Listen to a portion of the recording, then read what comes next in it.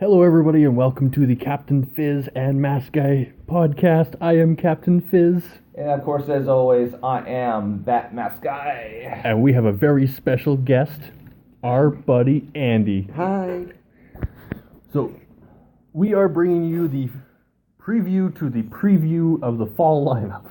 Yeah.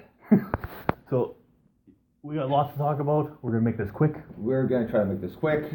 The first show we are going to discuss today is Gotham. Gotham, yeah. Which, of course, is my favorite show. Which may be part of the reason why we're starting it. I know, Andy, you absolutely love the show as well. So, Yeah, they're talking about the Joker. Some people are not sure if he's actually going to be the Joker. yes, they're hinting at he may be the Joker, he may not be the Joker, he may be the figment of the Joker, who knows. So Gotham premieres on September 21st. It's the only premiere that I actually remember the date on. It's also the first one. I'm not sure about Supergirl, but I know that Flash and Arrow don't start until the middle of October. Oh, like Forever. Are those good shows? Are you saying Gotham is not a good show?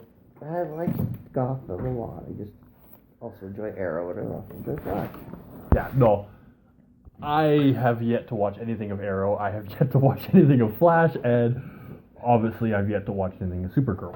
Well, obviously, yes. Well, only the preview of Supergirl's there. I haven't even seen the preview of Supergirl. You haven't? I've seen the costume, and that's about as far as I've gotten. I saw the costumes that she was testing in the preview. See, testing and testing are completely different things. I think they were doing the showcase for the costume without telling us this is the costume. No, because in the preview she tries on this outfit that's very, not very good for her to wear. Well, Very sweaty. Well, that kind of probably brought in more viewers, obviously. Obviously.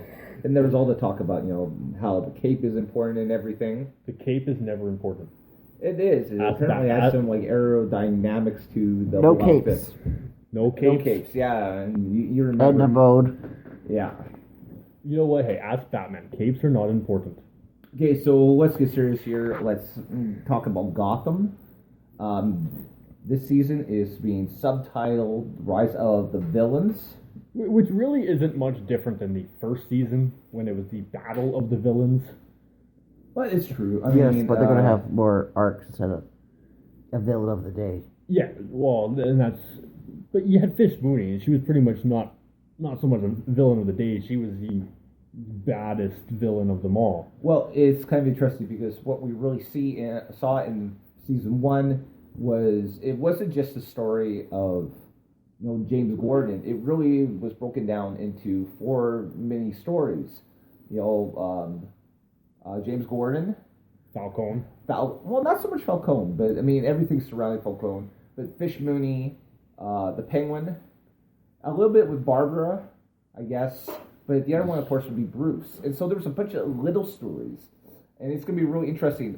I actually saw a still, and there is a young gentleman who may or may not be the Joker, standing near Barbara, and they're both wearing prison stripes. Although she's wearing a very fashionable-looking dress in prison stripes. Well, they always have to do that. This is Gotham. You look at Fish Mooney as the perfect example. They could be in prison, they could be held hostage, doesn't matter. They still have to look good. Yeah, absolutely. I always do. I find, honestly, in Gotham, the women have more respect than the men do.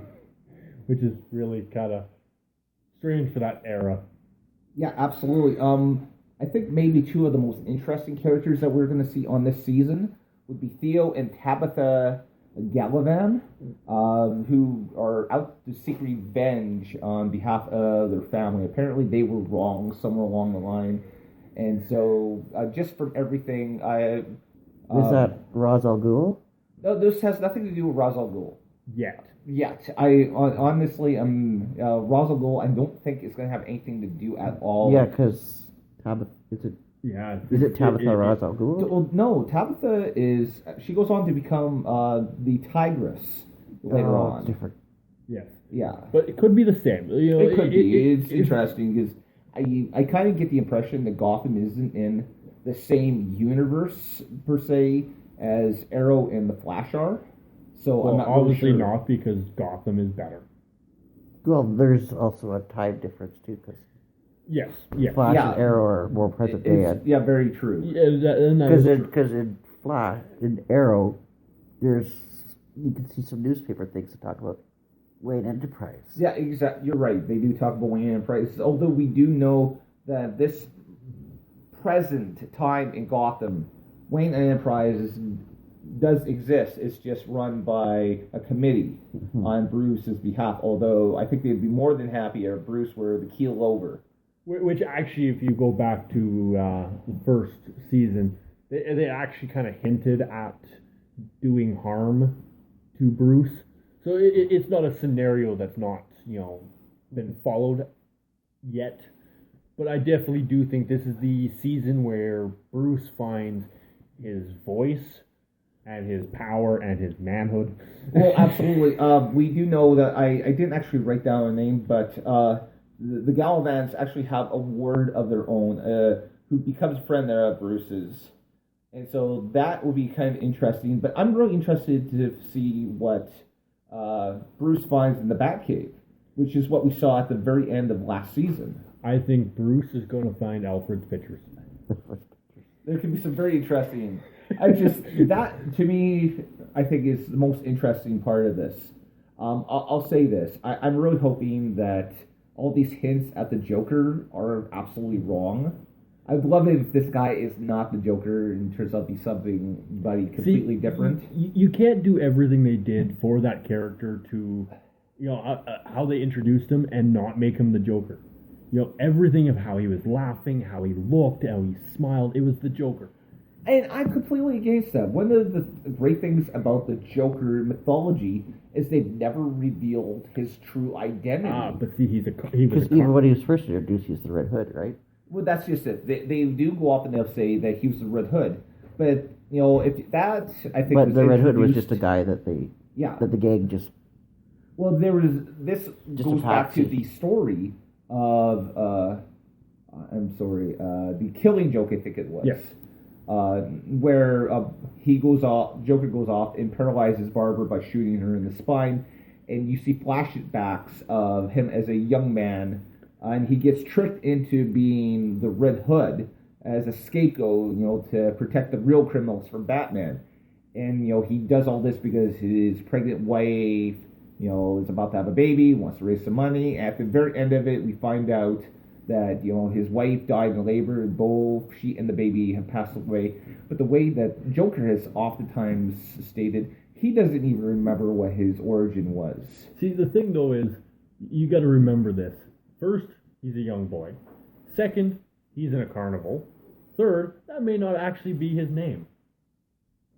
So, Yeah. it's not surprising if they go the route of the Joker isn't actually who he claims to be. And all the hype they're doing for this very phenomenal actor to do all this, propaganda, to throw it away and not make him Joker would be useless. It'd be a waste of a season. I don't know about that, but you know what? Sometimes they do misdirection. And that's just it. This may completely just be one big red herring. No pun intended, because this kid has got red hair. So And we were just talking about the Red Hood. yeah. So I mean, it just So you just admitted you think he's Joker. I am. Argument one. Okay. Yeah. You know what? We're gonna move We'll on. just let you win this one. We'll let you win this one. Just No, for your. I'm excited. They can't spend an entire season on a kid who may not be Joker. Either reveal, start doing the hints early, or move on to someone who may actually be the Joker. Yeah, I don't know. I think Joker's one of those characters that should never truly be revealed. But you know what? We are going to move on. Yes. We went off and we kind of stroke your ego a little bit here by going off and doing the first one, and as Gotham. We're going to move on and we're going to quickly go through Supergirl before we go on to our brief little intermission. Okay, before we talk about Supergirl, will Superman appear in Supergirl? They're actually looking for an actor to be Superman, but he won't be you won't see him very much. You'll just do like glimpses of him. I kind of get the impression from that, 4 minute, or I guess it was actually more like 6-8 minute trailer that they did for Supergirl, that he's going to be doing a lot of communication through James Olsen. Not Jimmy Olsen, because this version of the character is very cool. As opposed to not cool. Not cool, which is pretty much the epitome of Jimmy Olsen. Now, will this actress, and I don't know her name because honestly I haven't been following, other than the suit, which is very distracting. But besides the point, is she actually going to be worthwhile to watch as Supergirl, or is it going to be Supergirl? I don't know. And they've been doing very good jobs with the casting so far. It's very interesting, just a lot of the casting choices that they went off and made here.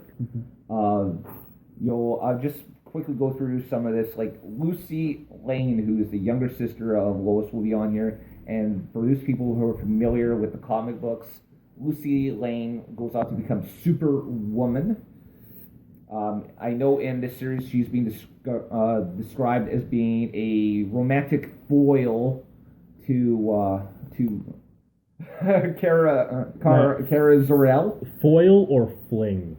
Foil. Apparently they will be competing for the affections of one James Olsen. Apparently, I don't know. So we are now the rumor train. We are the rumor train, and oh boy. That's just the description I've came up with through comicbook.com. Talking about her. Apparently, this is the plan for her, and they're going to tease some sort of history between her and James Olsen.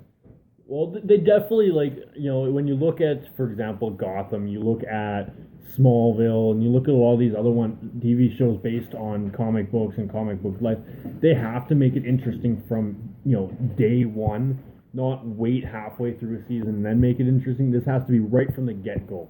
It has to be worth watching, hook people in, otherwise you're not going to have people coming back every week. Yeah, and for people who actually want to know who this actress is, her name is Jenna Dewar Tatum, and she was on one of the seasons of American Horror Story. I don't know which one. Which basically, hopefully, does not describe the season of Supergirl. No kidding, right? Well, they've been doing pretty good on the other shows. So. Well, yeah, no, and that's true. But, when it comes to comic books, there's always that one hit, one loss. Yeah. And, sometimes it could be that loss could happen on the same series as a hit, or it could happen on a complete different one. And Supergirl doesn't have the fan following as Superman or a lot of these other ones, so you do question if they are going to be able to keep the fans entertained, no matter how good of a product they put out every week. Well, she's not going to be overly powerful like Superman. She'll be much weaker. Yeah, it's interesting. Yeah, because she's there. She's definitely not going to be as strong as her cousin. And I don't know, just the backstory is a little weird because she comes to Earth as 12 years old as opposed to Clark, who came as 1 year old, and yet for some reason it feels like he's actually older than her. I hopefully they'll go off and kind of explain that a little bit. Maybe she got sent to the wrong planet. It could be.